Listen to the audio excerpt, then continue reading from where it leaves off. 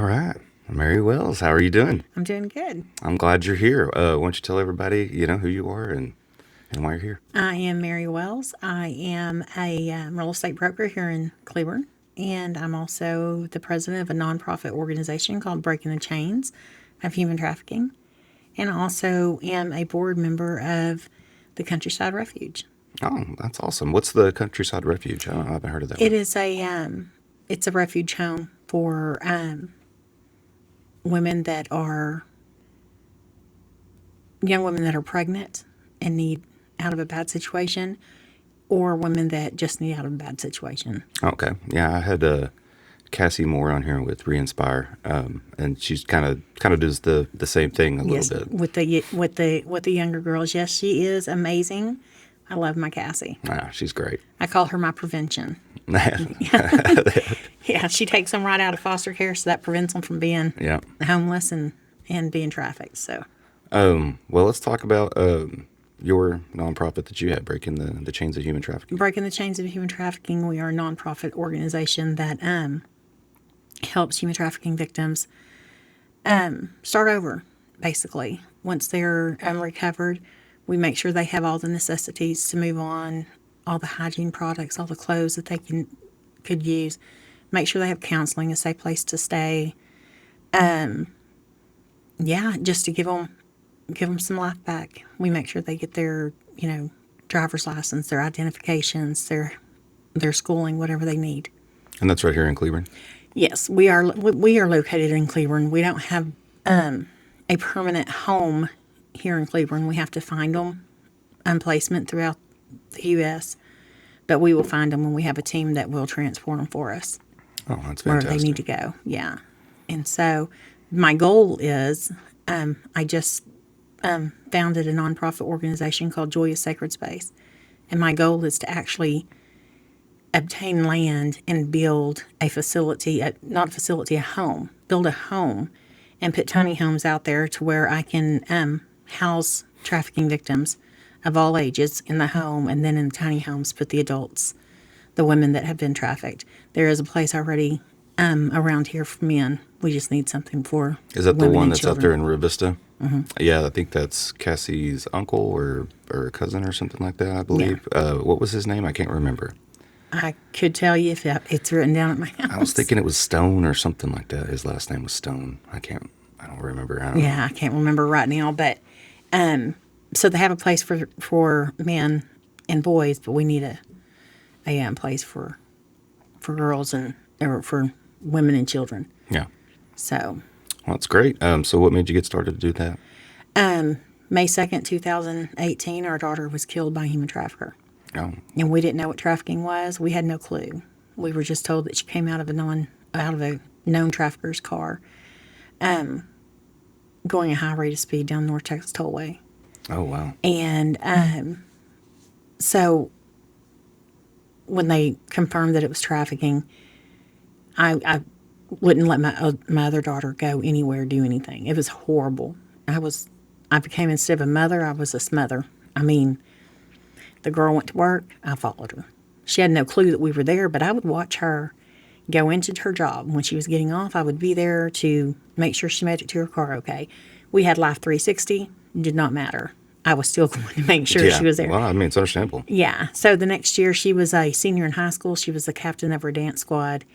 And we knew that she had to be traveling with her group and going out of town for games and going out of town for competitions. And I was just kind of freaking out and having anxiety really, really bad.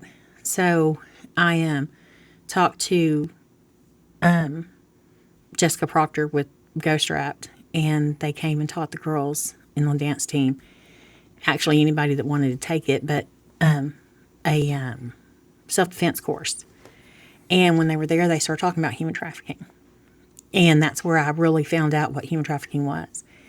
And I ran home to him and I said, this is not right. I said, listen, we are trained parents, because we were foster parents as well as being actual parents. I said, we are trained parents. We have our own children. If we did not know this, being trained parents, no one else knows about human trafficking either. Mm-hmm. We've got to get the word out. So we went to go see our then state representative, Dwayne Burns, who was absolutely amazing. And I told him, I said, if we don't know what it is, no one else does either. So that's where the Joy Wells Act was born. And that came about in 2021 to where it put human trafficking awareness into driver's education, and to where anyone taking a driver's education course has to learn about human trafficking. So that it's targeting the right age, number one. And number two, when you are taking defensive driving course, you get the driver's education as well. Oh, wow. So That's fantastic. yeah. And so that was our very first piece of legislation that we ever did. And then in 21, we were called by Lynn Gideon from Breaking the Chains of Human Trafficking, asked my daughter and I to come speak. And we went to go speak at a thing for Breaking the Chains. And she sat down with us, and her sister were the founders of it. And they sat down and said, we would like for y'all to come and join our board, because we had actually, Breaking the Chains was founded on my daughter's story, because they were both originally from Johnson County. And so it just really hit home, and one of them had an autistic daughter, which my daughter was autistic. And so it just really hit home for them, and they founded Breaking the Chains. So we came aboard with Breaking the Chains at the end of 2021. And then a couple of years later, I'm president. So, yeah. So I'm president of that same organization. Our founder is, she's one of our transporters. Like, she and her husband will go out and pick them up. Wow. Yeah. So it is, they're amazing people. And so did they catch the people that trafficked your daughter? no, they did not. He's in jail. Yes. I say they did not, like Glenn and them didn't, but, yes, they did. They knew who he was right off the bat, because of the car that she came out of. And, it took them years to get him, but they did get him. And he is in Collin County, and we go to trial October 5th. Wow. Man, that's a long time. It has been a very long time. It's been a long time coming. We actually had a date set for the 29th of this month, but they called and said that apparently he needed a character witness when it comes to sentencing, and his mother is ill and could not be there. So, he needs somebody to stand up and, yeah.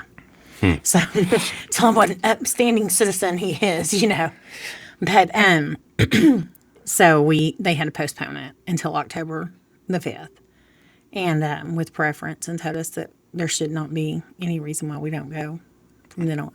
Oh, man. Well, that's deep. Sorry.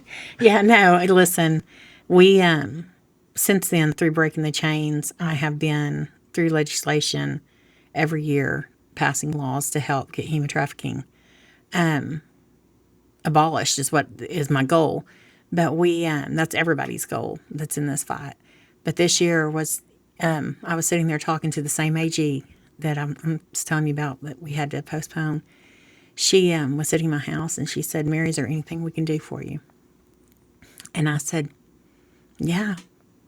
And she said, "Okay, what's that?" And I said, "I want a meeting with Angela Paxton." And she kind of looked at me. She goes, "You mean Ken Paxton?" And I said, I need Angela Paxton, the senator, Angela Paxton.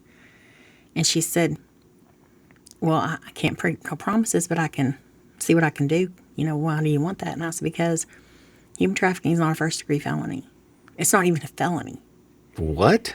Unless you were trafficking a child or someone with disabilities. But until 2021, it was a felony if you were caught trafficking in a school zone.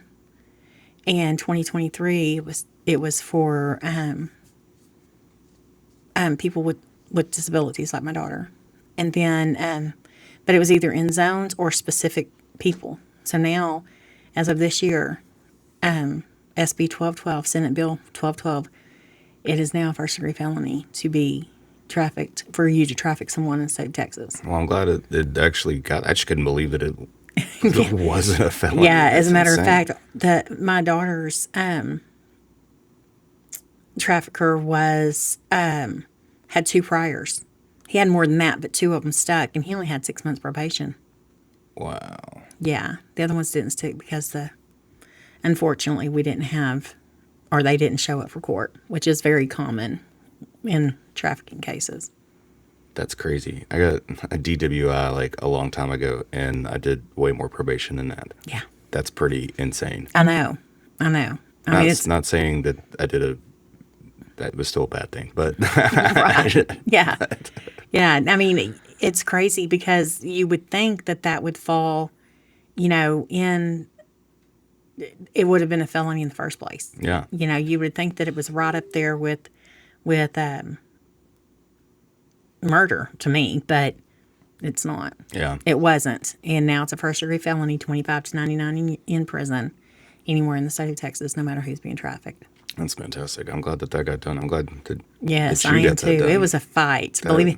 Yeah, I tell you what, Jacqueline Aledo from No Trafficking Zone, I called her and I said, after my meeting with Angela, I said, okay, Jacqueline, it's time to do it. And she's like, do what? I said, we're going to take human trafficking a first degree felony in the state of Texas. And I said, I've got Angela Paxton to where she's agreed to do it. And she was like, oh, sister, it's on, let's do this. And so Jacqueline and her team were there with me and my team the whole entire way getting to Texas a no trafficking zone. So, That's great news. yeah, that's what we did. It's really been, the whole trafficking thing has really started coming to light a lot more these last few years, which is a good thing. There's been more movies about it, which I think probably opened up a lot of eyes. I can't remember the name of that movie. It's based on a true story of this guy that was finding all these like child traffickers and stuff like that in these other countries. Sound Freedom. Yep, that's it. That's I had it. to Yeah. think about it for a second. We went to go, and I had to think about what movie we were at. We went to go see that movie, and my husband and I were sitting there, and we were in the back row because we were already told, you probably want to go see it, but just know that it's, and so we knew that it would hit us a little bit different. So we sit in the very back, nobody could see us, and I did have my no trafficking zone or no, my no stop trafficking shirt, Joy Wells Act shirt on.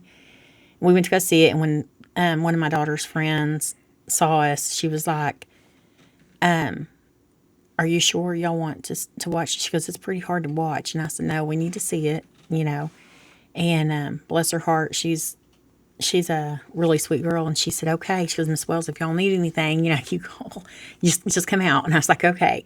Well, we went in, and we were watching the movie, and at the end of the movie, this girl got up and she was like, "See, Dad, I told you it only happens in other countries. Why did you make us come watch this?"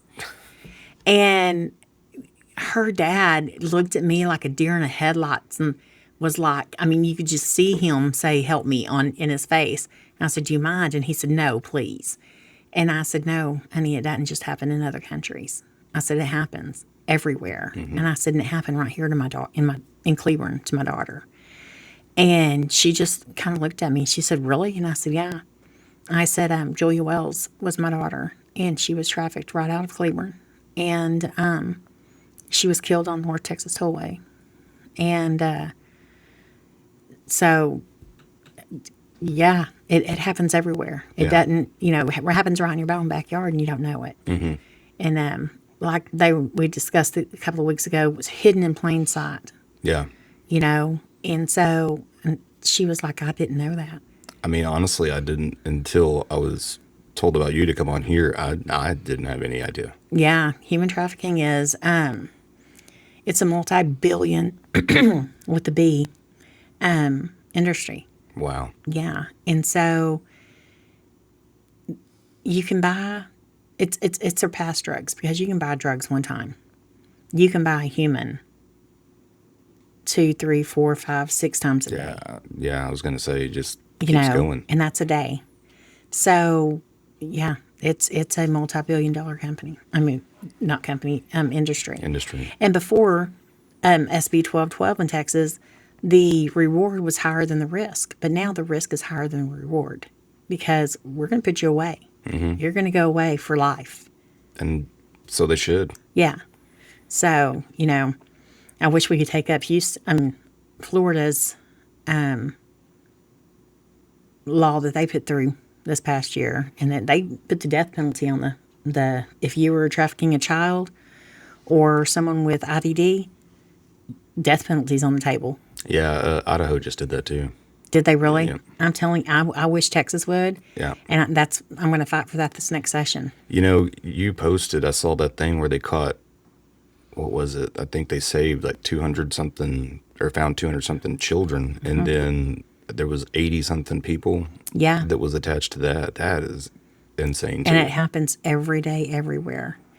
And with the World Cup coming up, that's what, I've been thinking a lot about. The World Cup's coming, and there's a lot of trafficking that happens Oh, during yeah. big sporting events. So, I really want everybody, because I know that Cleveland has a lot of tourists that's going to be coming here. So I just want everybody to keep very vigilant Yeah. about that, because that is a big thing that's coming. It's a really good point too, and it really is kind of spot on that it works that way, because you can't take weapons in, you can't, Yeah. you don't have anything to defend yourself. They won't let you come in with anything, so normal people don't. So Exactly. it's just ripe for the taking. Yeah. Yeah. And a lot of the times, you would think that, and it does happen, that you are literally just taken. A lot of times with these victims, they're not just taken. A lot of times the traffickers are their families, or it's a friend. My daughter left Cleveland with someone she thought was a friend and never returned. Wow. And that friend sold her. Wow. That's insane. Yeah. So, for gas money. Yeah.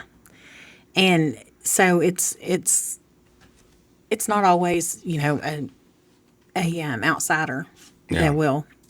There's so many aspects to trafficking. I could spend hours just telling you from front to back, what we know. We know what we know, and we know what we don't know. So, but there's just so many aspects of it that it's mind blowing. And Yeah. it's not something, even being trained parents, we didn't even know that it was a thing. We knew kidnapping was, we knew stranger danger. We taught Joy all about stranger danger, Yeah. and Joy loved everybody, so she really didn't know a stranger, but we taught them about stranger danger. But how do you tell somebody, teach a kid, don't trust your friends, Yeah. don't trust your friends' parents, Yeah. It's tough. how do you do that? So, but now, trust me, my grandkids, every one of them, they know. And especially my two teenage granddaughters, they know. So, That's and good. one of them I'm afraid of. So, I think we're good with that one. But Yeah, I know. When Cash starts having grandkids, I've told her, it was like, man, as soon as they're of age, like around 3 or something, start getting them in jiu-jitsu. oh yeah, I need to. I want to do that with one of mine right now. So, but I have a buddy that's so yeah, I've got a buddy that's black belt in jiu-jitsu. I know Jason Jones, he's a black belt in karate and all sorts of other stuff. And then I've got another buddy, John Bendis, who's a black belt in Krav Maga, which is like, it's more geared towards like self-defense yeah, stuff, put you in situations of, being choked or, this or wow. that. And in Krav, there is no rules. It's, they teach eye gouges, they teach throw punches, and you can't do that in just regular MMA stuff. So I bet probably be willing to, Teach some to, self to teach defense. some self-defense. That Yeah. would be amazing. I would love to get a self defense course together for anyone to come and join. That would be fantastic. Yeah. He had For a real. gym here in town. I went for about a year before he had to close it down. Oh, okay. And he ended up having a daughter and started taking more time. And so just everything kind of started going up. Rent started Isn't that going up funny and how stuff. that happens? Yeah. Rent started going up on the gym. And so we were doing it like at churches, and we would do it at like World Gym and stuff Yeah. like that. And then it just, he just kind of started getting busy, but he's ready to kind of start she's 3 now, and Oh it's yeah, getting a little bit easier. And yeah. yeah, he wants to start teaching again. So I hope he does that soon. But I bet we can get something together That would be quicker than that. So yeah, that would be fantastic. I know that we are speaking about doing a course to teach human trafficking. To do a luncheon and so that we can bring human trafficking awareness to the community that doesn't know. I talk about it everywhere I go. So some people say, "Oh, that's the human trafficking lady." Don't have a conversation with her because that's what you're going to be talking about. But no, we were talking about doing something like that and bringing freed people in, and freed people are the ones that go out and get them. Matt Shelton and his crew, and then the Texas Coalition, the Anti-Trafficking Coalition out of Houston. They're amazing as well. So those are my two go-to guys right there, Matt and JB. I call them if somebody says, "Hey, Mary, we have a missing girl. Can you help?" First file a report and let's get this on the, show on the roads what I tell them. So I always call them first. Those are my two go-to guys right there. yeah, So, that's crazy. and then they call me if we need help. Yeah. We need help with this. And so, but they are amazing people. So So how many people are part of your on my nonprofit? board, okay, so on my board there's 8 of us. There's 9. Sorry, there's 8 of them and me. I don't make decisions. They make the decisions, and I'm only there for tiebreaker. So Okay, gotcha. yeah, so they make the decisions, and I just conduct the meetings, and I'm there if there's a tiebreaker. Do y'all have a lot of volunteers and stuff like that as well? We have a few volunteers. We make sure that everybody can pass the check, and I showed you one time I knew how to Yeah. do those checks real quick. So yeah, we as long as they can pass a background check and everybody's good, then we bring them on, and we're having a big golf tournament October the 3rd, and we are still looking for sponsors. So if anybody out there wants to help sponsor that, we are looking for sponsors. How can they get a hold of you? They can get a hold of me by calling my number, 817-933-3605. All right. And so call me anytime. You can call Shirley from Leveled Up. You can call Yvonne Darrington. And they're the coordinators for the golf tournament. They are simply amazing. They're on our board.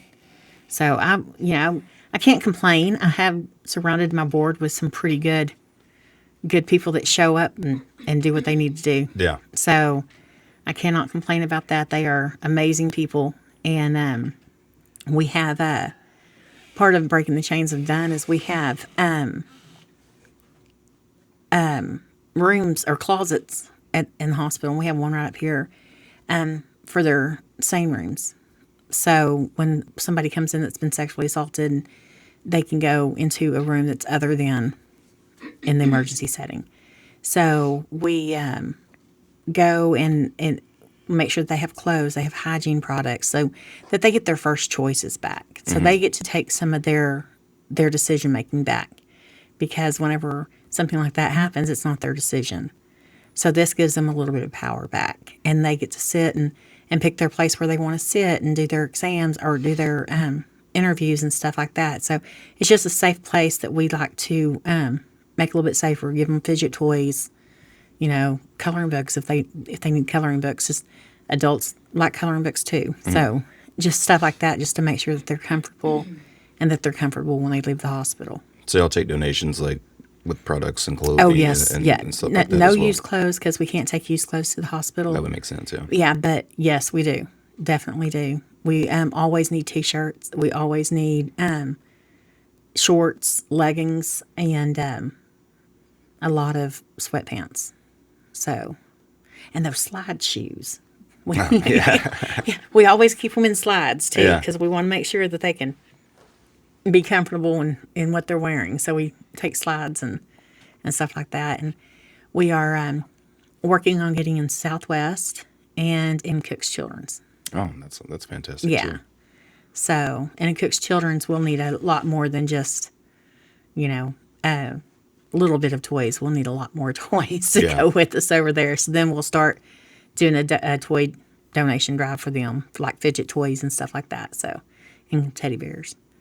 But as soon as we get the okay from them, we're going to be up there. That's great. That's great.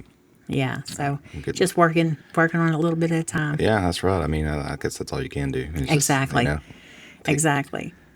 But so, our big goal coming up is going to be to obtain land so that we can get a home built, and so they can have long term care. A lot of these places, it's crazy. Whenever you get a human trafficking victim, they're like, "Hey, we need placement for a girl, or we need placement for a young man. We need placement for." They're okay. Well, have them fill out this application, and we're gonna all discuss it, and we're going to we'll get back with them. You can't do that with a human trafficking victim, because I'm going to tell you something. Most of the time, they're running from their trafficker. They need placement right then. yeah, So as soon as you get the phone call, you have to find them a placement that they can go to immediately, or they're going to end up at a hotel with protection, but they're going to end up staying at a hotel, which most of them had been trafficked to hotels. So there's trauma there, and you're kind of like not re-traumatizing them, but because you're keeping them safe, but at the same time, you're really not helping their emotional state by having to do that.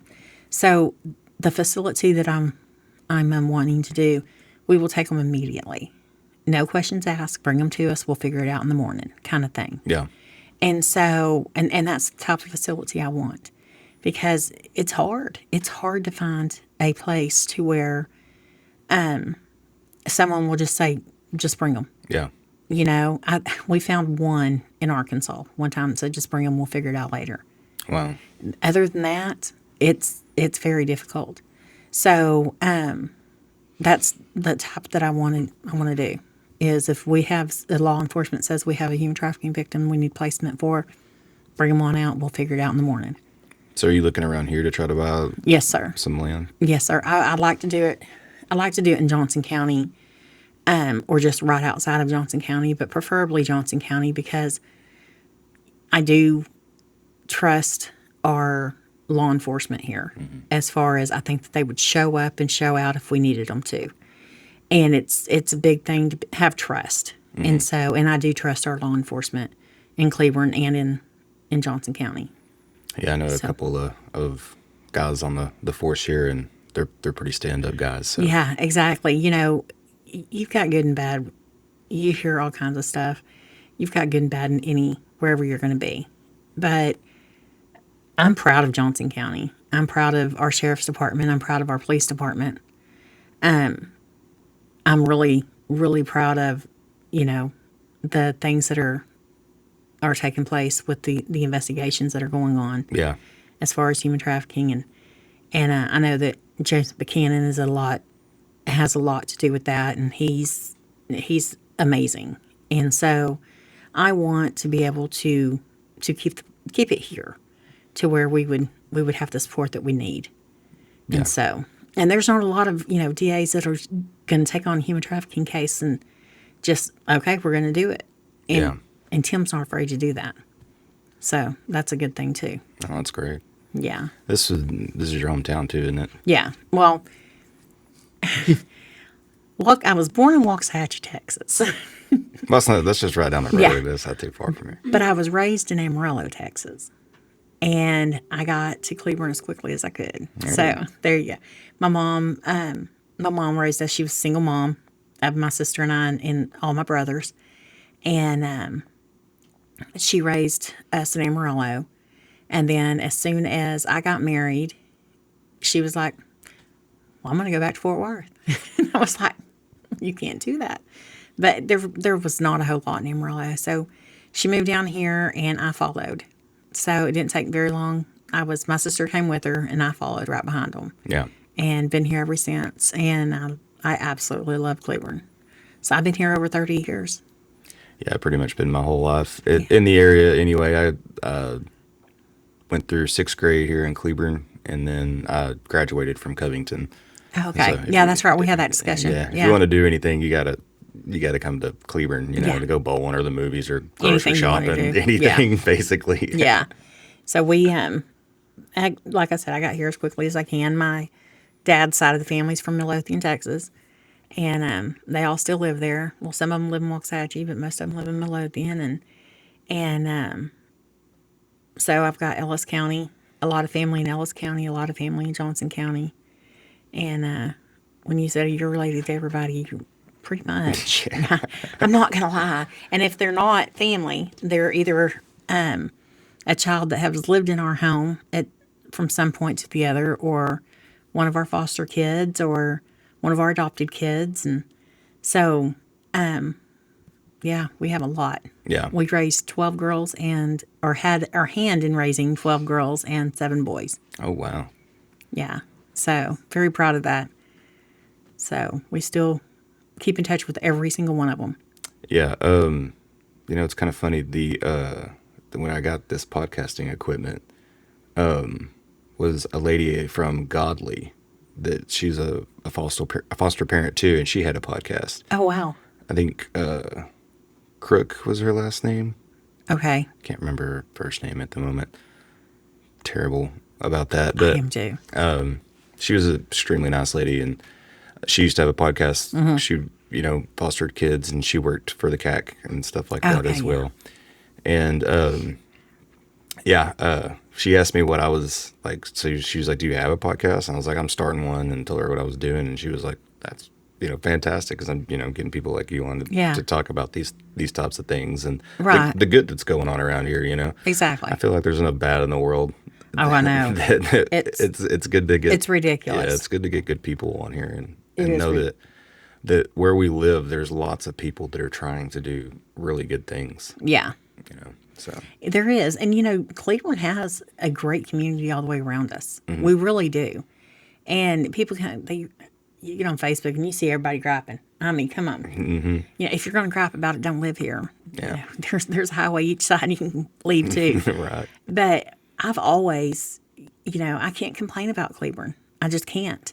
And I'm not going to sit here and tell you I was in trouble one time.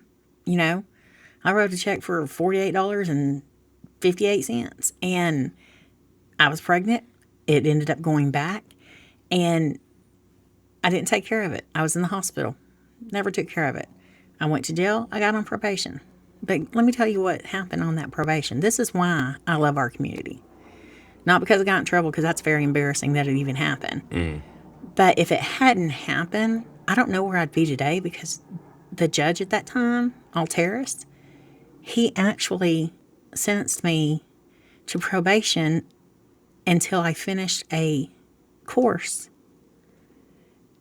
of college. It was a college course that I had to take. And I had to go to Hill College. And it used to be in the building that the courthouse is in now.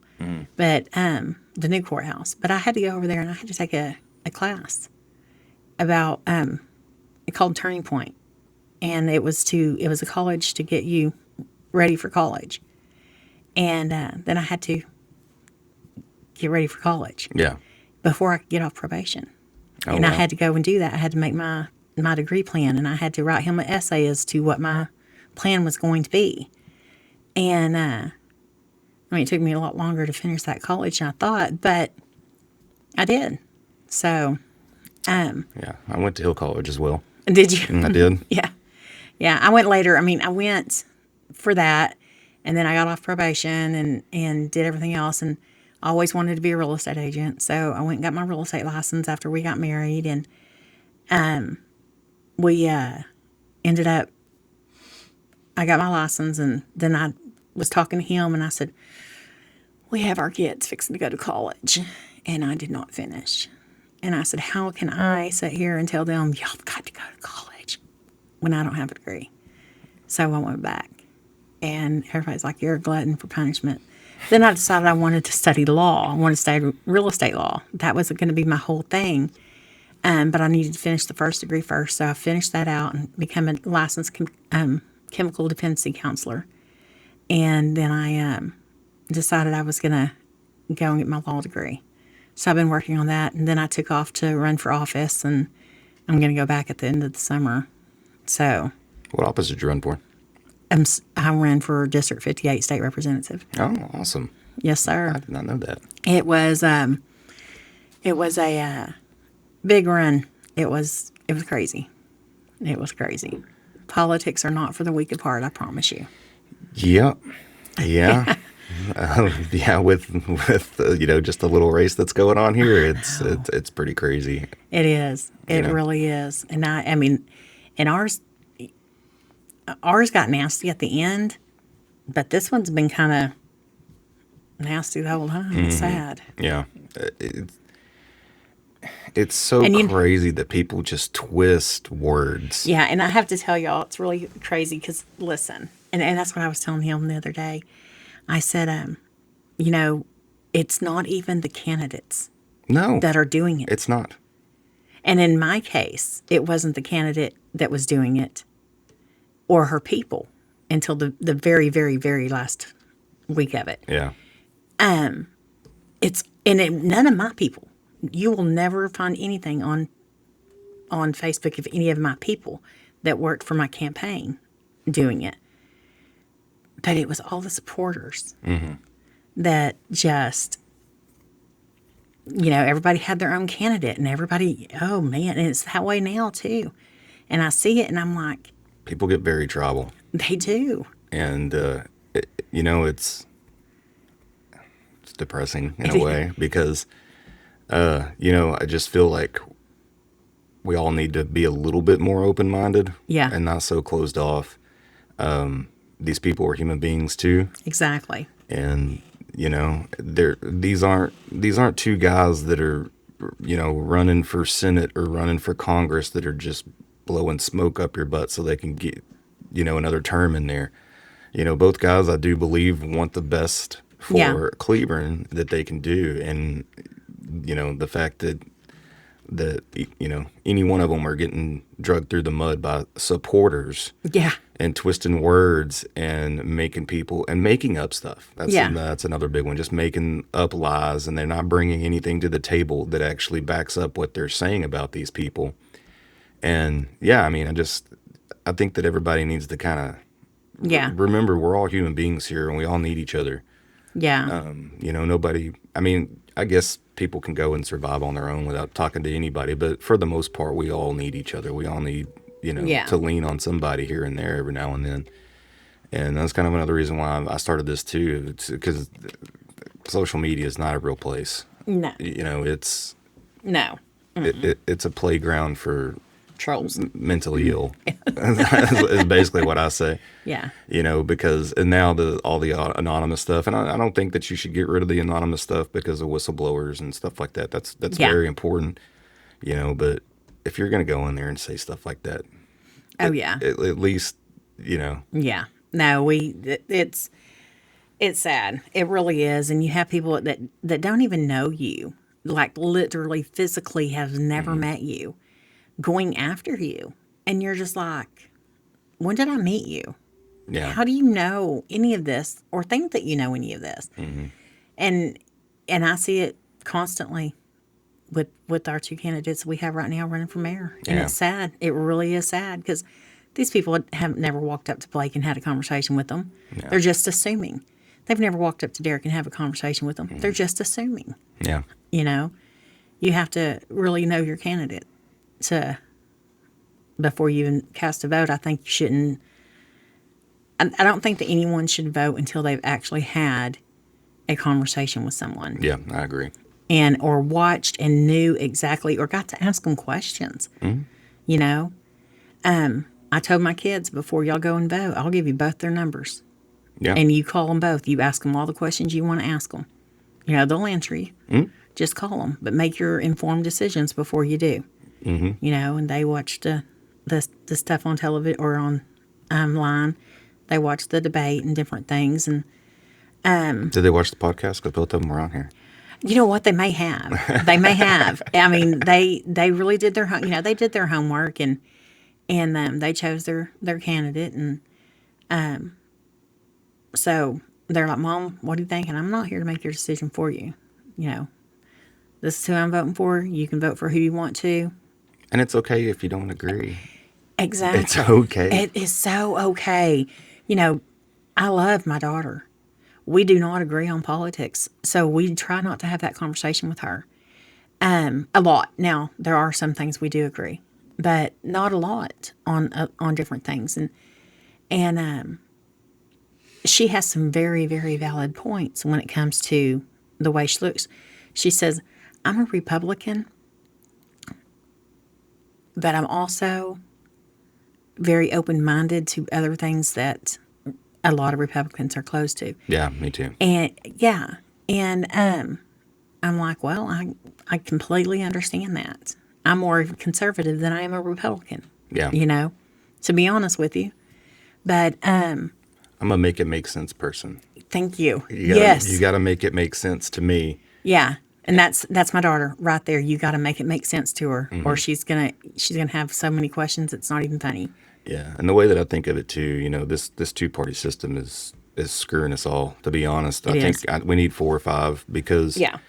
and the other thing is too being a little bit open minded about the ideas and trying to see things from other people's perspective. And the only way that you get better ideas is talking about Exactly. ideas, and tossing things around. You've lived a different life than I've lived. Exactly. You know what I'm saying? And we've all lived through this little lens that we look through every day. Right. And that's the worst thing that's ever happened Yeah. to us is the worst thing that's ever happened to us. Yeah. I've had, I was going through Facebook one day and it said Democratic Party and on there it says follow, and I was like, I'm not going to follow it. But then I'd look on there and there's people that I would think that would not even be following them, that are staunch Republicans, that are at every they're following the Democratic Party. So maybe they're opening their minds a little bit, and I'm not saying that I'm going to, but Yeah. that is something I always try to follow both. You know, to keep it. to, Yeah, to keep to get it, both sides. yeah, to get both sides of it. I've voted pretty much mostly Republican my entire voting life, I Yeah, guess. But no, I do pay attention to both sides, and because, like I said, you gotta make yeah, it make sense to me for yeah. me to vote. And I don't feel like I've ever voted, besides locally, Right. but ever voted and thought like I felt good about that. Oh yeah, yeah, yeah. So I went into there's one candidate a few years ago. Chris and I were living in Galveston, and we went to go vote. And so we got in there, and Chris goes in there, and he marks straight Republican and walks out. And I'm standing there, and I'm doing it all, and I'm just doing it. And he was like, "Why did you do that?" And I said, "Because I was not going to vote for a certain candidate. I wasn't. There was no way, shape, form, or fashion I was going to vote for that man." And he said, "Well, what'd you do?" And I said, "I left it blank. I'm not going to vote for him. I'm just not." And because it took me a while to get all the way through it. And he was like, "Well, okay. I guess it is what it is." He thought I was going to go in there and push Republican and walk out too. Yeah, I've only done that one time. Yeah. And that's because I did want to vote for everybody, and Yeah. that was only once. So Yeah, exactly. there's been lots of times, where Yeah. I pick other candidates. Yeah, So, and that's what I told him. I was like, I just could not do it. So he won, but wasn't because I voted for him. And that's what I thought. He goes, "Well, he's probably going to win anyway." And I was like, "But it was not because I voted for him." yeah, and that's another thing too is you can't just assume. Yeah. I do think that votes matter. Yeah, they do. Every vote matters. Every single vote matters. And a lot of people think, "Oh, it's not going to, it's just one vote. It's just one vote." Well, that one vote can turn into another vote and another vote. Because if Ask- everybody just thinks that. Yeah, ask Derek Weathers. Yeah. He lost by like 5 votes. Yeah, The first time he ran for council. exactly. So I mean, yeah, votes matter, God, it does. It matters big time. especially locally. I believe that definitely in the local elections, Right. we got to get out there and vote more. We need to have a say. We need to pay attention. Yeah. And I'm guilty of it myself. I get busy and I don't show up. Yeah. I don't show up to council meetings and stuff like that. I try to get on there and read about what's going on and this and that. Right. But I think we all need to make it Conscious a conscious decision. decision to do that. Yeah, and make sure you know who you're voting for. Yeah, that's a big thing for me too. Is to make sure you know who you're voting for, Yeah. what their records, and sometimes their records are not their records. Does that make sense? So, sometimes if they haven't already been in office, see, we kind of got lucky here. We have two that haven't been on city council. So we know what their voting is. But if you haven't been in office and you have not been able to vote, you can't say, well, this is my voting record and I did this and I did. No, no, no, no. You did not do that. That was done by a majority vote, whether you voted for it or not. That was not something that you had your hand on. That was something somebody else had their hand on, and you just got to vote for it. And so when the presidents get up there and say, and I did this and I did that, and presidents are a little bit different, but even congressmen and stuff, and no, you probably didn't. It was just something that was up there and you voted on. Yeah. Or you voted against. So, and just so you know, if you vote against it and it passes, it's still law in Texas. Just because you vote against it in your district doesn't mean it's not the law. Yeah. So, That's very true. yeah. So, I completely agree with that. So, but anyway, message here, guys. Get out there and vote. yes, message, get out there and vote. I know today was the last day of early voting, Saturday. but Saturday, the 13th, is the voting day. So Yeah. get out there and cast your vote. Yeah, exactly. And, getting to the human trafficking thing real quick, just if people could just be aware of their surroundings, know what's going on.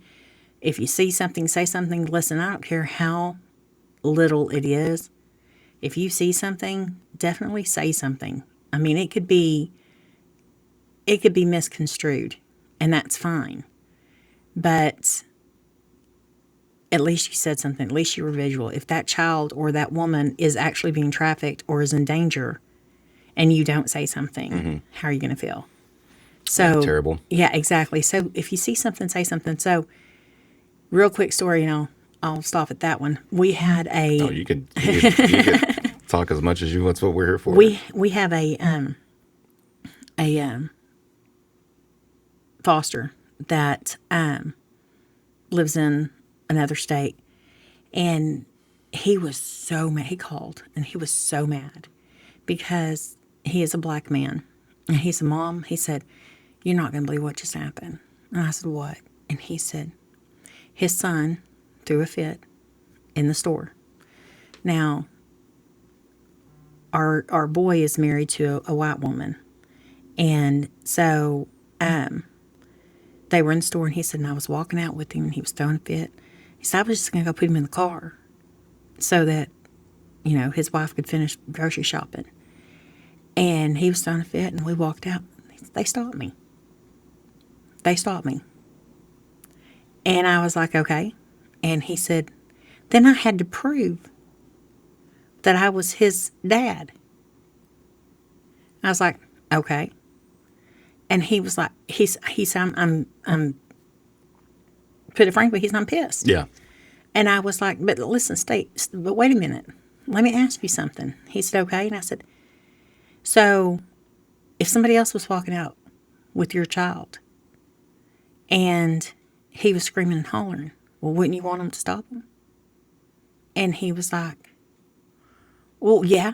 And I said, Yeah, same thing. listen, you are a black man walking out with a child that is white. He is screaming for his mommy. Yeah. Yeah, he was like, oh. He said, so it's not even a race thing. And he was like, I thought it was like a race thing. And I was like, no, because listen, if my husband was walking out, I said, if Dad was walking out with the little girl that was screaming for their mommy or another child, they're going to stop him too. Mm-hmm. And he was like, I didn't even think about that, Mom. I just turned it instantly into a race thing. And he said, but now, he said, I owe people an apology. And he literally went back and apologized. And the guy says, look, he said, that's why I kept telling you, dude, we're not doing this because of your color. Mm-hmm. We're doing this to be safe. And And he said, I know, I just had to talk to my mama to get calmed down, you know? And but somebody said, seen something and they said something. Yes, that instance turned out to be good. You know, that instance turned out to be that was his son. He's on the birth certificate. That's his child. But also, somebody said something. So if it wasn't his child and a man was walking out with somebody else's child, somebody said something. So therefore, that child would have been safe. Yeah. You know? So if you see something, say something. Yeah. That's, you know. And now I'll have to tell Camo that I said something about him on on the podcast. He'll be like, it's okay. But Yeah, with all the tens of listeners that I have. hey, you never know. We're gonna blow you up. But but that's my thing. If you see something, say something. We've had people call and they said, this might not be anything, but can you check it out? And I will tell you this. So we did have a candidate that is running for mayor that called and said, look, this might not be anything, but there's a young lady that I'm kind of concerned about. And I said, okay. So and he told me the whole story. And I called and I had one of my people that kind of resembled what she looks like. And I'm covered with tattoos kind of thing. And so I sent that person in just to have a conversation with her to see if she felt like she was being trafficked or if she felt like she was in danger or anything. And it was nothing. It was absolutely nothing, thank God. But that tells you that they saw something, they said something. And it could have been. Yeah. It could have been something. But it wasn't, thank God. But but it was just keeping those eyes open and looking. Mm-hmm. And so, yeah, he called and he was like, this may not be anything, but, you know, I just kind of want you to go look and see what you think. And so. No, that's a really good point. What are some things that people can look for? You know, I've seen things on Facebook of, you know, people put zip ties on door handles or, Yeah. you know, tape on bumpers or, you know, stuff like that. Parking the cars. Yeah. Is there any truth to any of that? Or Yeah, there is. So just be very vigilant on things like that. And if somebody leaves money on the ground, leave it. Don't touch it. Just leave it there. It's all right. You don't need to pick it up. You're not that broke. Yeah. You know. Somebody leaves money on your windshield, don't touch it. Just leave it there. There's a big thing about the windshield wipers being up, being a marked car for traffickers, you know. And it's happened a couple of times here in Cleveland. People put it on Facebook, and it's actually people playing jokes on each other, you know. But yeah, unfortunately, that's a sign, you know. So there's different things like that you look for that, you know, on your vehicles. But if you see a girl that's not making eye contact with you and won't have a conversation, if you say hi and they don't even smile and they just look straight down, you know, pay attention. If you or a child, and just kind of pay attention to that. If something if something looks out of place, you know, like with our foster son, if something looks out of place, that does look out of place. Kind of, you know, put vigilance on it, you know, and just to have the visual, making sure that it is what it is, and you know, because it's not always what it appears, and that's something that everybody needs to realize too. Mm-hmm. It's not always what it appears to be. So just be very vigilant. Talk to your kids. Make sure that they know who their friends are. Make sure you know who their friends are, and make sure you know who their friend's family is. You know, and that's a big one too. That's a real big one, and just be very vigilant on who you're associating with. Yeah, no, that's a really good point. I think we all need to, as a community too, to kind of come together a little bit more. And I'm guilty of it too. I don't know every one of my neighbors, but yeah, I do smile and wave at everybody. I do too. You know, if I'm going jogging or something like that, you know, and I need to be better about introducing myself to people. And, and finding out who they are, let them know who I am, and things like that. Yeah, when I had Chris Lathers in here, he talked about that. He was like, "Oh, you're gonna know I'm there." Yeah, you know, because he's got kids Yeah. and stuff like that too. And he wants to be present, and because he talked about that too. That one of the things is like fatherless kids Yes. and stuff like that too is a prime Foster target. care. Yeah, Foster care, IDD. Those are two of the big targeted ones because IDD, everybody's your friend. You're going to be friends with everybody. Our daughter had autism, so she trusted everybody, and everybody was her friend. Didn't matter who they were. If you upset her, she was just like, and you just say, "I'm sorry." Okay, just like, and she literally was a duck. And that's I always tell my kids, just be a duck. Just let it roll off your back. Be a duck.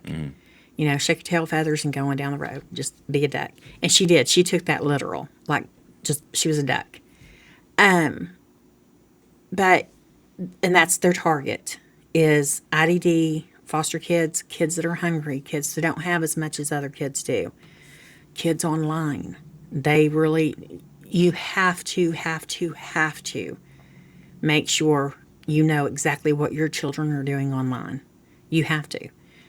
I mean, we have one granddaughter that doesn't even have a phone, and we have a grandson too, but she doesn't need it because she'll start following people she don't know online, and you can't do that. yeah, And as soon as we can make sure she doesn't do that, then she might get her phone. But you can't. You have to pay attention to everything your child does online. Everything. And if your child's not literally old enough to have a phone, like 9, 10, 11, 12, then get them a Firefly. yeah, Get them the phone that they can call your mom, your dad. That's it. But no online. In playing these video games, you see it all the time where people show up at people's houses. Hey, I met you on Roblox. Hey, we played yeah, Fortnite together. yeah. I didn't even think about that. Yeah. And so they can track you. So you have to be very vigilant of who your kids are playing with online as well. And make sure you know that person personally. Yeah, Yeah. Because it happens all of the time. You would be shocked at how many girls come up missing because they went outside to meet a boy at 11, 12 o'clock at night after their parents were in bed. yeah, You would be in shock. So yeah. That's crazy. yeah, people, they think they love them because they told them that they did. Yeah, And hormones with kids, I mean, it's not just girls, it's boys too. Hormones, they think, oh, this person loves me. yeah, No. So they don't have the wherewithal to understand that that's not how it happens. yeah. And us growing up too, it was like don't talk to strangers and don't get into cars with strangers, Exactly. and all these things. And now basically on your phone there's an app to order a stranger in a car to come pick you up. Yeah, and that's something that we're going to work on this legislation too, this next one. So yeah, I Because I'm mean, sure they do a lot of background checks on those people. yeah, exactly. Exactly. I'm telling you, it's been the things you learn through all of this, it's mind blowing. Yeah, It is mind blowing. You learn how legislation works. You learn how people's mind works, and you learn how sick people are, and it's sad. yeah. Yeah, it makes you look at the world a whole different way when you lose a child this way. I can imagine. Yeah, I can imagine. I already kind of, one of those guys that I prepare for the worst and hope for the best. And so if something like that yeah, happened, I couldn't imagine how spun out I could be. yeah. So listen, I didn't for 3 years. It was 3 years. We didn't even know the trafficker's name. I refused to know it. I didn't want to know it. And I told the detective immediately. He started telling me about it. I said, can you leave his name out? And he didn't understand it at first, but then he understood it really clearly. I had a son that was becoming a police officer. I had another son that wasn't a Christian at the time. He's now a minister, but he wasn't a Christian at the time. And he rode motorcycles, and he didn't hang out with the greatest crowd. I didn't want to know because I didn't want to lie to my kids, my boys, whenever they were like, "What's his name?" Oh, yeah. I wasn't going to lie to them. So I was literally able to say, "I don't know. I don't know." I don't know. And it wasn't until, thank God, after my son got saved and my other son was still a police officer, but he wasn't commissioned, but I wasn't worried about him doing anything. It was the other one I was worried about. But they told me his name, and they told me by accident what his name was.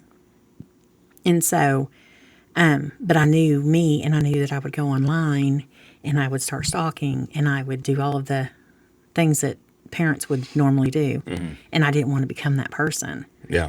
And so I didn't know his name for a reason for a long time. And then I had to fight myself not to become that person once I did learn his name. Yeah. And we were in the middle of a conversation with the AG's office and the detectives and the state troopers and the Texas Rangers and stuff. We were all in a big conversation, and one of them happened to say his name. And as I started saying it, the detective was like, hut, hut, hut, hut, hut, and said, Ms. Wells don't want to know the name, and I had already heard it. Yeah. So it was like, well, I know it now. So, but thank God he's in jail waiting trial. So, Yeah, that's good news. yeah, Yeah, I'm glad too. me too.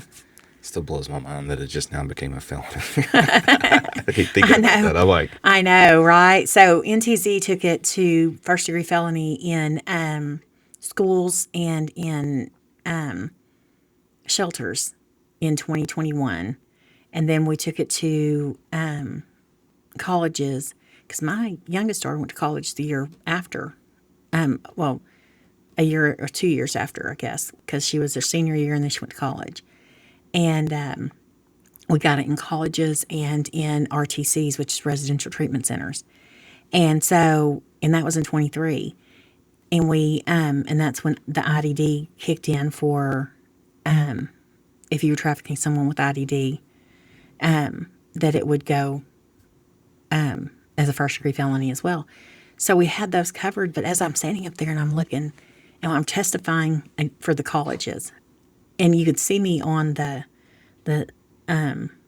video, I just kind of stopped like that, and I'm like thinking to myself, why are we testifying for colleges? Why aren't we testifying for all of Texas? So that's when it first came to me, and I'm like going, So that's whenever I started in 2023 is when I actually started thinking, okay, we're going to do this. We're going to do this right. yeah. And so in 2024, I was talking to the AG's office at our home, and that's when we decided we were going to do it. So, Yeah, that's great news. yeah. That's such great news. Well, how long have you been a realtor? Almost 20 years. I bet you got a lot of stories. Oh, I do. I have a lot. So, I wanted to be a realtor. I didn't know that I wanted to be a realtor. It's crazy that I can say that. I knew what I wanted to be, but I didn't know it was a realtor. So I wanted to be my Aunt Flo. When I was a little kid, I wanted to be my Aunt Flo. She dressed really nice. She had all the big gaudy jewelry. She had a big, beautiful home. She had a pool in the backyard. She ran this business and she told people what to do. And I was going to be her. Didn't care what it was. I was going to be her. So it wasn't until I was a teenager and I was like, Aunt Flo, what do you do for a living? Where do you take your briefcase to every day? And she goes, well, honey, I'm a real estate broker. And I was like, well, what's a real estate broker? She goes, a real estate agent with more money. And I was like, oh, okay. That's what she told me. And I was like, well, I'm going to be a real estate broker when I grow up. And by golly, I did. I mean, it took me forever because I couldn't even read, guys. I couldn't even read in sixth grade. I couldn't read. I didn't crawl when I was a baby because I had older siblings and I was the baby for so long that I literally got picked up and carried or walked. I didn't crawl. So my brain didn't develop enough to be able to read. So whenever I was in fifth and sixth grade, we had to crawl like a baby would. I laid on the floor and did the actual, swimming motions like babies do, the tummy time, literally every day. I know this sounds crazy, but I did. And my sister will tell the story so much better than I do. But by by the time I hit seventh grade, I was reading above grade level. So, but until then, I couldn't even read. So I was thinking, how am I even going to get my real estate license when I can't even read? But it was in 2000, was it 2005 or 2006? Anyway, I told him, I said, I want to go get my real estate license. Billy Saw Estes in Granbury. If y'all know your history books, Billy Saw was a big man in back in the day, the JFK stuff. But Billy, Really? yeah, Billy Saul told me, he said, Mary, you need to go get your real estate license. And I said, Billy Saul, that's all I ever wanted to do. And he said, well, you need to go do it. And so I talked to Chris. And I said, I think I'm going to go ahead and get my license. He said, well, go ahead and do it. So that's what we did. I went and drove up to Fort Worth every day, took the classes, and passed my test, and been one ever since. Do you So have your own?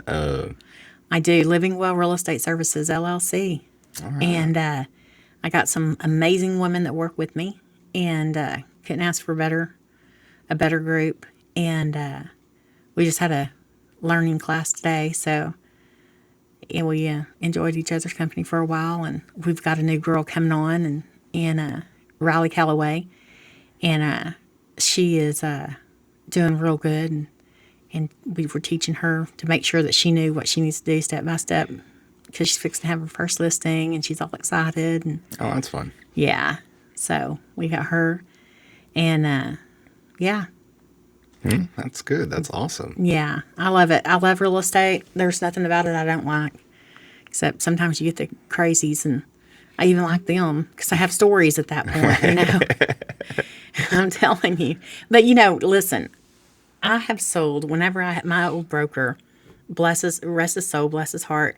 He was an amazing man. So I first started off with Livingston Real Estate, Okay. and then I went to Keller Williams, and I was there for a very short period of time. And then as soon as my contract was up, I went straight back to Livingston, and because I just loved Lee, and he was amazing. And so he used to tell me, girl, it's not all about the money. And I was like, well, I know that now. I ain't making any, so I know. And he said, but sometimes you have to put yourself out there and help other people. He said, not that you don't do it enough anyway, but sometimes you have to help other people. So I have literally sold property for goats. I've sold property, a man that couldn't afford to pay a realtor at all. And I sold his property, and he said, you can go out there and you can pick out anything out in that shed that you want. And I'm like, so we went and walked around his shed, and he was like, do you like this? And he had all kinds of antique stuff, and it was really cool. And but he had this pool on a pallet that had never been opened. And he said, I got this intending to put it up before my wife passed away. And we were going to put it up, and she was going to swim because she wanted a pool. A big, huge 27-foot above ground crown pool thing. And I was like, I'll take that right there. And he put it up. Well, he didn't put it up. We had some people come in and put it up, and we had it in our backyard for a long time. And enjoyed that. And but I've thought this lady was going too seriously. She said, I've got something coming on the back of a truck for you, and they'll be there here in a little bit. I just want to give you something for selling this house and for doing such a sweet job for me. And I was like, okay. So she had this Ford that sat in her back. I think it was a 53 Ford truck that was sitting in this barn in the back of her property. And I thought, ooh, she knew I loved that thing. Maybe that's what she's sending me. And I'm telling Chris, I said, ooh, we're fixing to get us. I was all excited. I was wringing my hands. I was going, ooh, we're fixing to get us that Ford. Goats. She had goats. And they lived in my backyard for approximately 3 days before y'all got them. Yeah, and they tore up everything in our backyard. Well, we lived out in the country at that point. We lived out in Alvarado. And they tore up everything on that 1.5 acres that we had. They ate fence. Yeah. Yeah. So they ended up going to the horse sale or the barn sale. One of my brothers come and got them and took them and sold them for us. And I was like, just please get them out of my house. But yeah, we So that's one of the stories. I literally sold property for goats. Did That's not. a good story. Yeah, and I was selling it for free. I was fine to do it for free, but she was like, I have to give you something." And I knew that she raised goats, but I did not think that she'd deliver them to my house. That's hilarious. Yeah. And so I was all excited to ask him. I was sitting there going, "Oh, they're fixing to pull around that corner with that 53 Ford. We're fixing." Yeah, no, goats. Goats. I got goats. So, Yeah, I grew up in the country. We had goats for a little bit of a time. do they eat everything too? They weren't too bad. Mostly grass.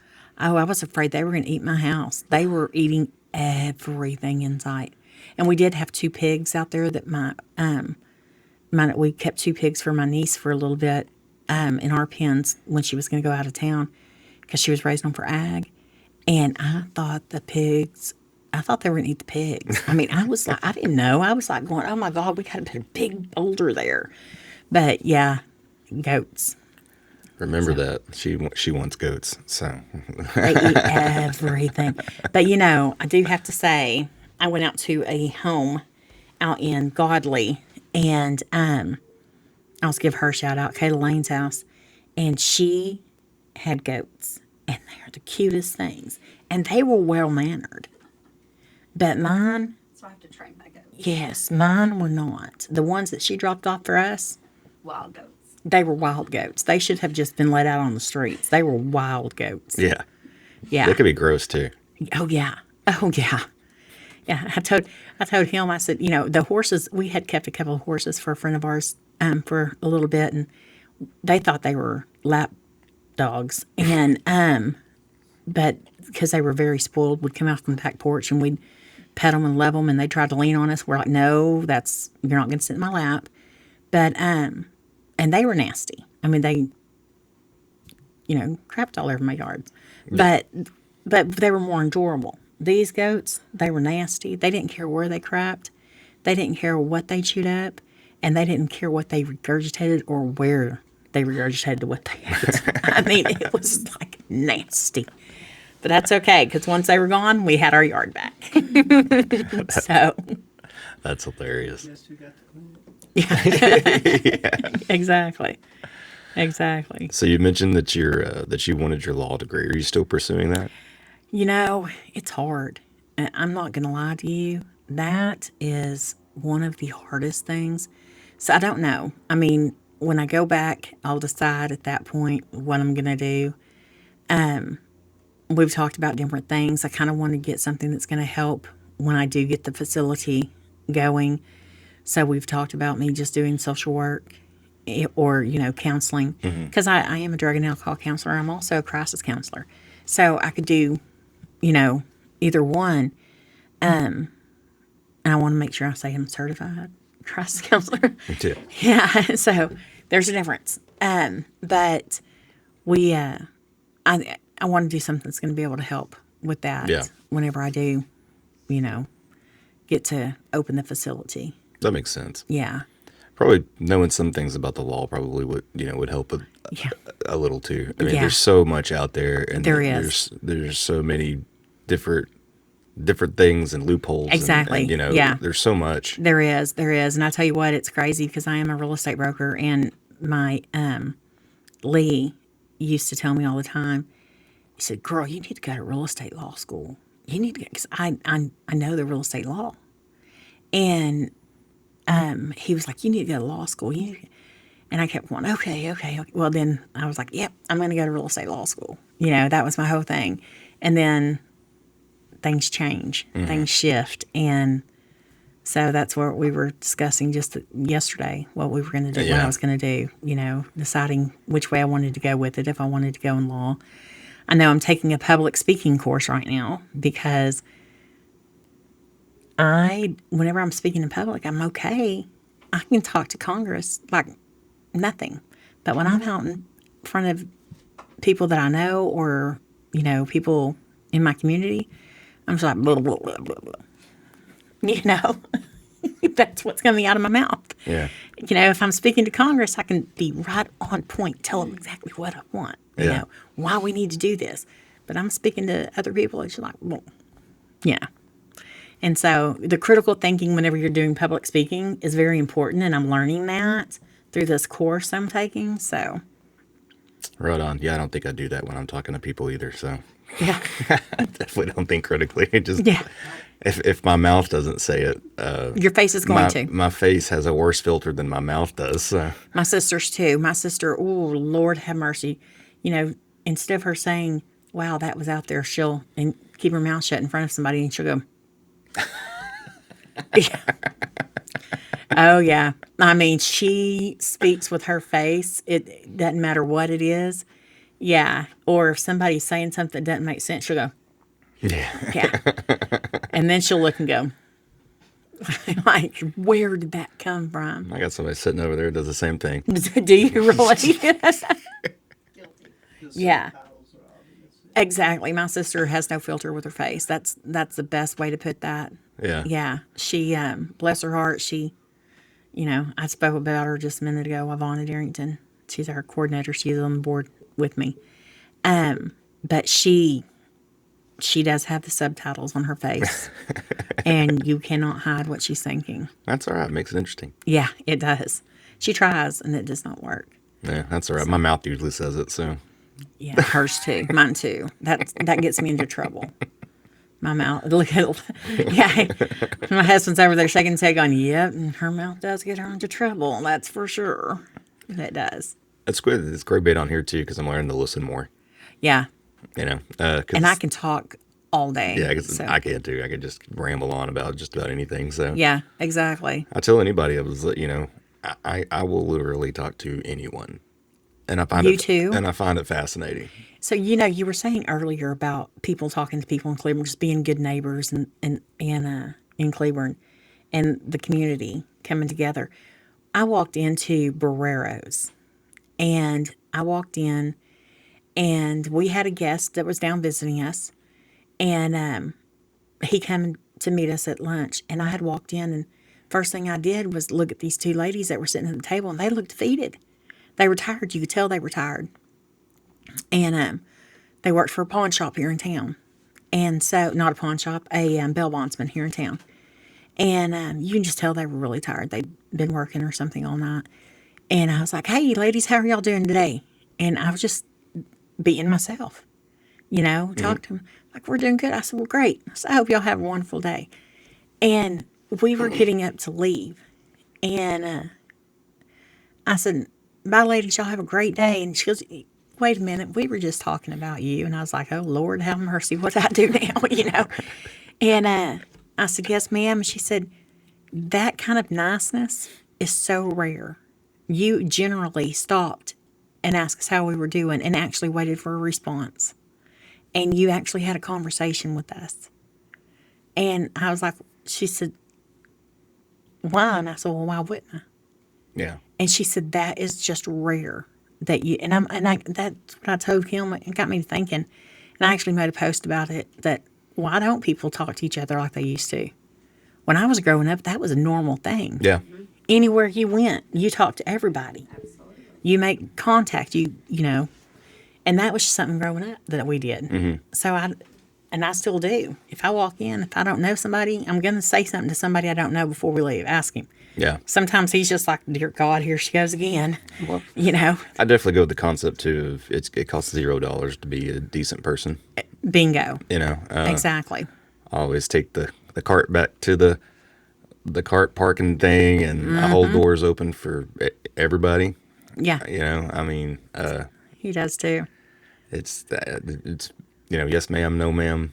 Right. That's just how I was raised. Yeah. Yeah, exactly. And we have people, even the older women, they really love my husband, by the way, because he will stand there on the curb and he'll step off the curb first and hold his hand up for me to step down. Or he will step up on the curb first and hold his hand up for me to step up. And then he'll open the door for me, and the women are like, well, we thought Shivery was dead. Says, where did you get your husband? Does he have a dad? Where did and I'm like going, well, I hope he has a dad, But Yeah. But It definitely came from somewhere. yeah, I'm hoping he's got it. But I mean, one lady said, "Does he have a brother?" And I was like, "Well, yes, ma'am, he does, but he's younger. He's a younger brother. He's 40, or about to be 40 is what I said." And she was like, "Oh, well, that's not too young." And I'm thinking, lady, you're old enough to be my mother. But I said, "You don't think that's too young for you?" She's like, "No, but I don't know that he could keep up with me." I said, "Probably not." you know.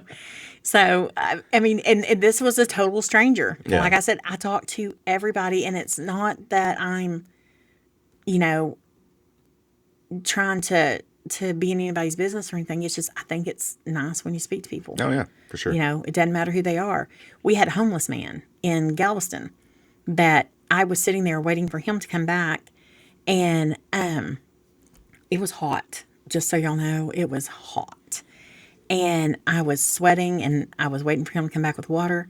And this homeless man come up to me and he's on the strand. We were on the strand in Galveston. And he had ran over to go grab some water from a little restaurant over there, or not a restaurant, a store. And the homeless man walked up to me and he says, "Ma'am, are you okay?" And I said, "Yeah, I'm good. I'm good." And he's like, "Well, you look hot. I've got some water here. Would you like some water?" I said, "My husband just went to go get me some." He's like, "Well, okay." He said, "But are you okay?" He said, "Do I need to sit with you until he gets?" I said, "No, I'm good." And he said, "I got some pizza here if you want some." I just watched him take it out of the trash can, the whole box, but it was all still in the box. But and I was like, "No, I'm good. But thank you so much for, for being so kind." And Chris got back with the water, and the man, went on his merry way. And then we saw him.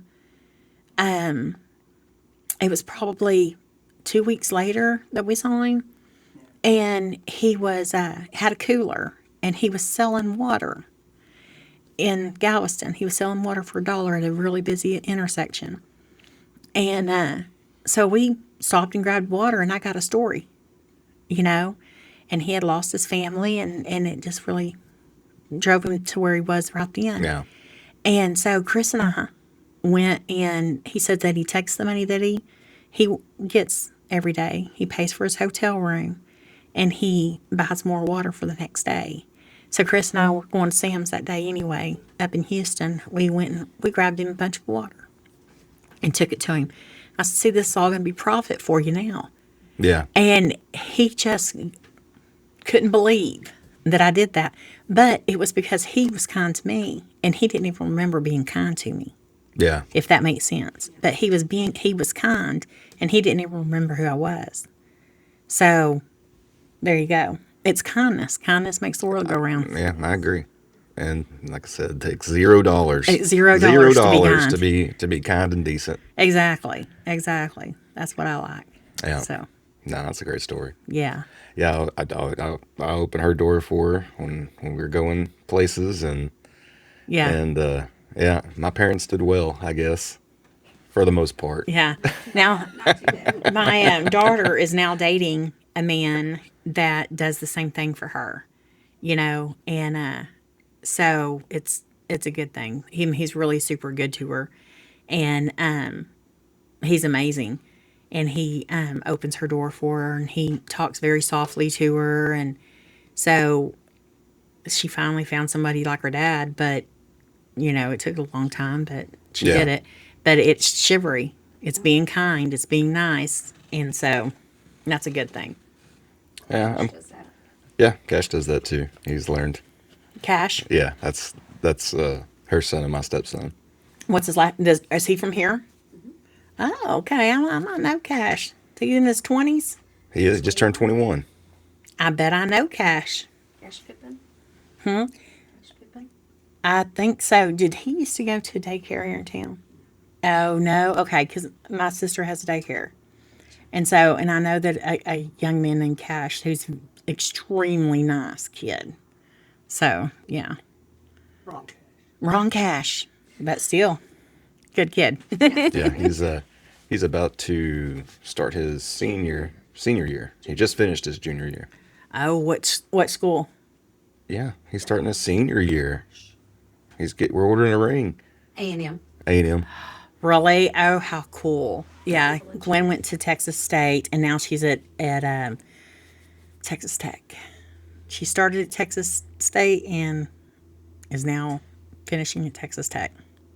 All right, on. Yeah, she's doing it all online here. Online. Yeah, because she is a single mom, and she is raising an amazing, very headstrong child, and she is the light of my life. I'm telling you, I love all my grandbabies. I do love them all, and but there's something about them girls that just get you. Yeah. Yeah, they just get you right in the heart.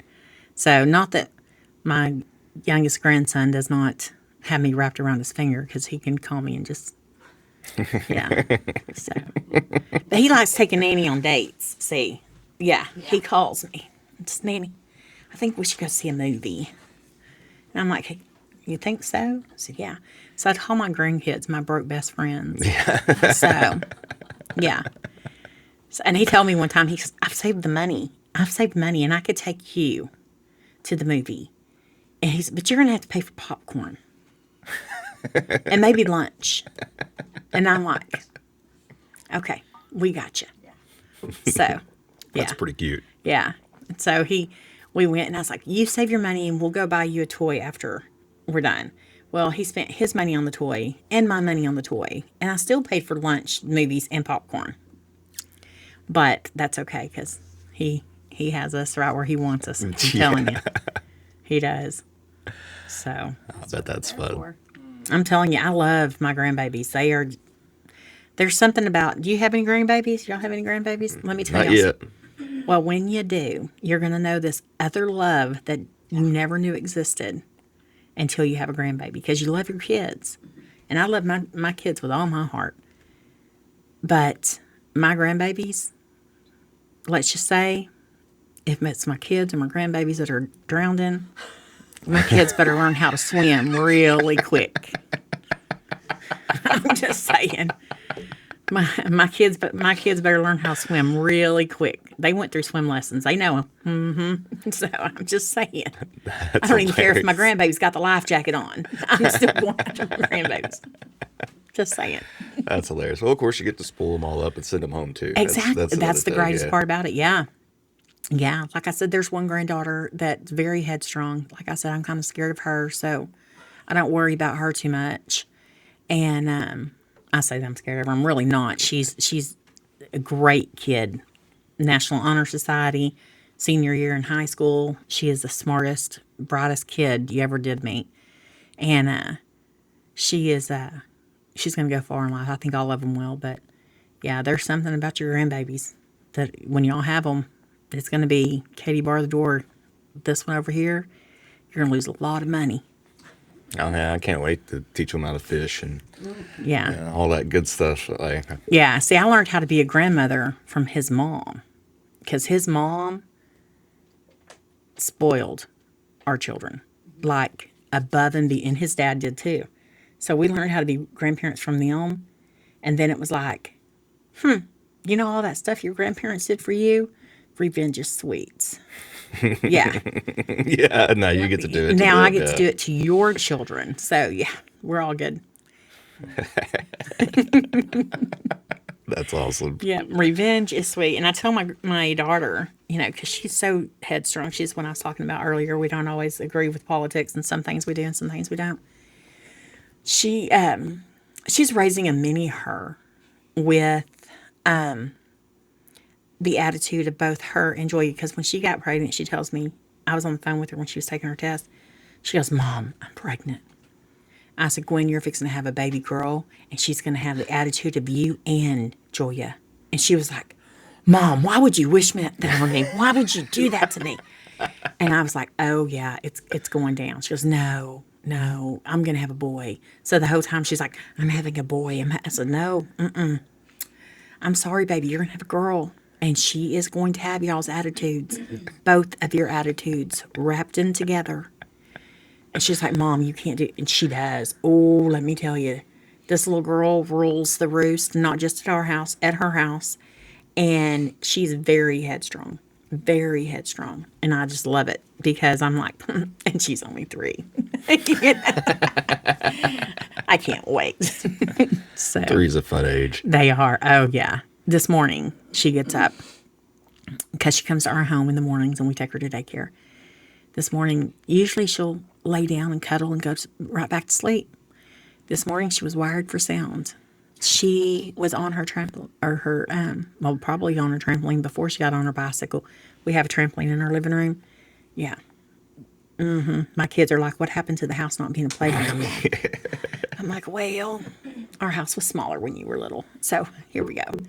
But she was on her bike riding around her little, she has a trail that goes from our family room all the way into her living room, around the big dining room table, all the way down the halls, all the way to our room. Then she'll turn around through our bathroom and come back. And that's her trail. She was riding it. And I'm sitting there trying to think if I'm even going to get out of bed at this point. And she's going, wake up, Bickleby, wake up, wake up. She calls me Bickleby. It's not Nanny. It's her name for me. She came up with it.